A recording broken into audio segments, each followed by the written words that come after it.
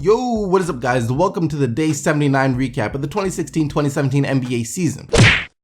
Alright, so the Boston Celtics went out and beat the Washington Wizards yesterday. Half of the Boston Celtics team was injured, but they still managed to get the 117-108 win over the Washington Wizards. Isaiah Thomas is a superstar, 38 points, 6 rebounds, and 5 assists on the game for the little superstar. And then of course for the Wizards, Bradley Beal did have 35 points, but like I said, the Celtics got the win, and that's what we're going to talk about. We're going to talk about the Celtics, the NBA's most accomplished franchise, at least when it comes to NBA championships. They have 17 championship wins, and right now Danny Ainge and the Celtics have the biggest decision to ever make in franchise history. Whether or not they trade these two Brooklyn draft picks at all is one of the biggest decisions the Celtics franchise will ever make. This could be huge either way you look at it. Right now the Celtics are stuck in a rut basically. They're a really good team. They are a really good team led by Isaiah Thomas, but they're not championship level yet. They're not going to knock off Cleveland in the Eastern Conference as it stands right now, which is why people think that they should use those picks as trade bait in order to help push them closer to beating Cleveland. You've heard it all. Anytime there's a trade rumor with a big name, the Celtics are right there in the mix, because when it comes to big names, no team is going to outbid the Boston Celtics when it comes to making a trade for a big name. However, there's another side to the story too, the possibility of simply keeping the draft picks. I think this side gets overlooked a lot. I think people get so caught up in the win now mode that you forget about how great these draft picks could be, especially in the 2017 NBA draft, which is projected to be one of the deepest drafts in a very long time. So what I'm going to do basically right now is give the pros and cons for both sides. Give the pros and cons for both sides, whether they should trade the draft picks for a player that can help them immediately, or keep the draft picks and continue to be a really good team right now and continue to be a legitimate team going forward. Let's start with the right now thing. Right now, people want to see the Boston Celtics make a trade. They want to see them trade for a player who could help push them over the edge. Hypothetically, let's say the Boston Celtics manage to trade for DeMarcus Cousins. Now, I know this is a huge hypothetical now, considering DeMarcus Cousins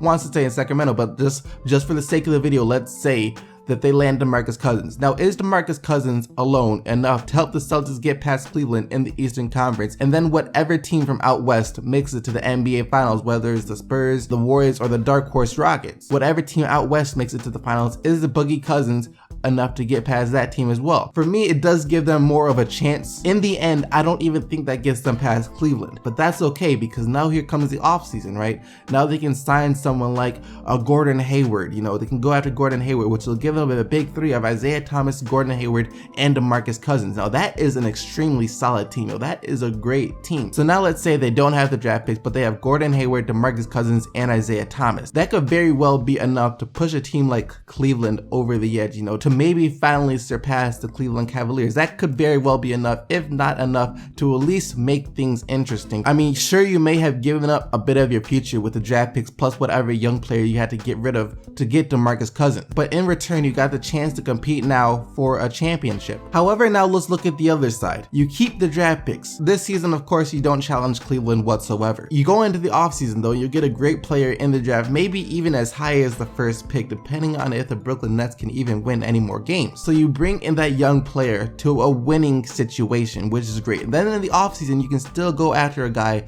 like Gordon Hayward or Blake Griffin or Paul Millsap, a nice solid piece that you could use to add to this team. And then you still have the Brooklyn's #1 pick from the next season. And as seeing how Brooklyn is really in no place to, get better next offseason either, that will most likely be another top 5 pick. And let's be honest here, how old is Isaiah Thomas? He's 27 years old right now.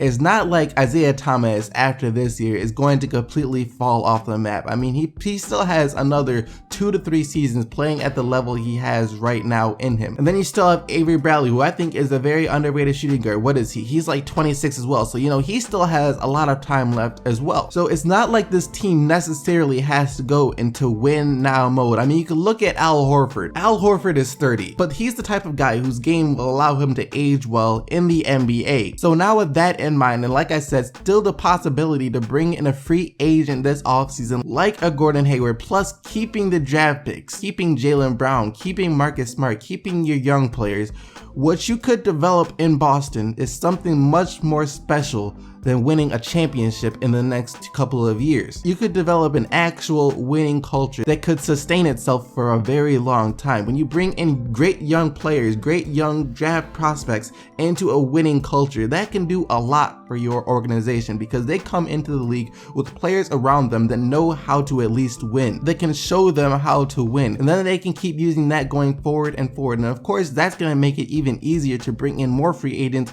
years and years and years down the line, while also still being able to compete for a championship. You take these draft picks, right? You take those draft picks and you let them develop. Those players could become the superstars, like more superstars or something that you need to help push over Cleveland, get yourself to the finals, win a championship, and then you're most likely competing for a much longer time than you would if you traded for DeMarcus Cousins. And let's say that doesn't even work out. That experiment goes terribly wrong. You have to blow it up. So now you've lost DeMarcus Cousins and you've lost your draft picks. So that Brooklyn trade, in a sense, was all for nothing. So Danny Ainge really does have a tough decision on his hands. Do you want to compete now? Do you want to risk possibly having one of the brightest futures in the NBA for a chance to compete now, for a chance to compete with Golden State, Cleveland, San Antonio, any of those other great teams in the NBA? Do you want to risk it for that? Or do you want to say, have these draft picks? Our players aren't that old. It's not like they must win now or they must win even next year. We could save these draft picks, still have a chance to compete now by bringing in someone like Gordon Hayward or something during the offseason, and then still have a chance to compete years and years and years and years and years down the road. So, that's just really something to think about. The chance to compete now, the chance to make a trade is always really tempting. But then there's also the possibility that if you keep these draft picks, it could turn into something much more